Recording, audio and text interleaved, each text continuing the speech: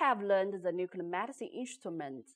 If nuclear medicine wants to play a very important role in clinical diagnosis and therapy, we should not ignore the other thing, the very important thing, the radiopharmaceuticals. So, the first question is, what is the radiopharmaceuticals? The radiopharmaceuticals are medicine formulations containing radioisotopes and which are safe for administration in humans for diagnosis or for therapy. Radiopharmaceuticals composed by two very important parts. The first part is the radionuclide, and the other part is the pharmaceuticals. These two parts play different roles. As for radionuclide, it is an effector. We take advantage of the radiation for diagnosis and for therapy. And another part is the pharmaceuticals. We can look at the pharmaceuticals as a navigation system. It will guide the radionuclide to the target organs. So let's see the radionuclide. The radioisotope is selected for its properties. If we want to use it for the diagnostic, the radioisotope emits penetrating gamma rays. The radiation has to escape the body before being detected by a specific devices such as the gamma camera, such as the SPECT and PET. If we want to for therapy, the radioisotopes emitting a short-range particles, such as the alpha or the beta minus particles, lose all their energy over a very short distance, then causing a lot of logical damage, such as the cell destruction. So, these properties is used for therapeutic purpose. The cancer cells destruction, the pain treatment, in palliative care for bone cancer and others. The next part is pharmaceuticals. We said that we can look at the pharmaceuticals as a navigation system. The pharmaceutical keep its intrinsic biological active, which can be selectively absorbed and concentrated by the corresponding target organ. The pharmaceutical guides the radionuclide to the target organs. It usually is the small molecular compound or the bioactive molecules.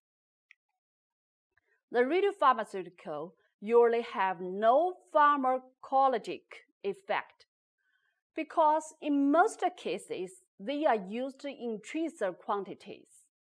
The radiopharmaceutical is different from the conventional drugs, but they should be still and pyrogen-free. So what can we do with the radiopharmaceuticals? According to the clinical application, there are two main categories. The first for the diagnostic radiopharmaceuticals, and the other one is the therapeutic radiopharmaceuticals. The first, let's see the properties of an ideal diagnostic radiopharmaceutical. The first, the types of the emission. An ideal diagnostic radiopharmaceutical usually undergoes pure gamma emitters, such as the alpha, the beta particles are not suitable for diagnostic radiopharmaceutical because it unimaginable and deliver high radiation dose. And the second character is as for the energy of gamma rays.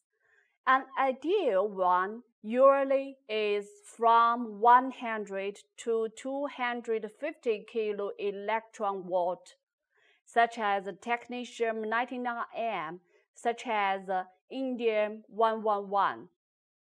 And the third character for the ideal diagnostic radiopharmaceutical is that it is usually the photon abundance, so that it should be high to minimize imaging time. And the third character for an ideal diagnostic radiopharmaceutical is that usually on the high target to no target ratio. It should be high to maximize efficacy of the diagnosis and minimize the radiation dose to patients. So for planar imaging, usually it needs 5 to 1 millimole. And as for the spectral imaging, it needs 2 to 1 millimole. The last chapter is about at last it should be easy availability, so that we can get the radiopharmaceutical easily and should be sampled with little manipulation, or they can no complicated equipment. And then we need the effective half-life. It should be short enough to minimize the radiation dose to patients and long enough to perform the procedure. Ideally, usually 1.5 times the duration of the diagnostic procedure. For example, for a bone scan, which is about 4 hours procedure, the technetium phosphate compound with an effective half-life of 6 hours are the ideal radiopharmaceuticals for diagnostic. And it also used in the patients, so it should exhibit no toxicity to the patients. Okay, this is about the diagnostic pharmaceuticals. Is it different from the therapy radiopharmaceutical? Let's see the properties of the ideal therapeutic radiopharmaceuticals. First one, the type of the emission. The therapeutic radiopharmaceutical usually emit pure beta particles.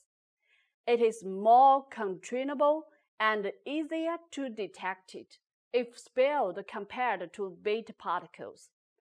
And as for the energy of beta particles, usually we need it bigger than 1 million electron volt, so that it can cause adequate and regulated tissue damages.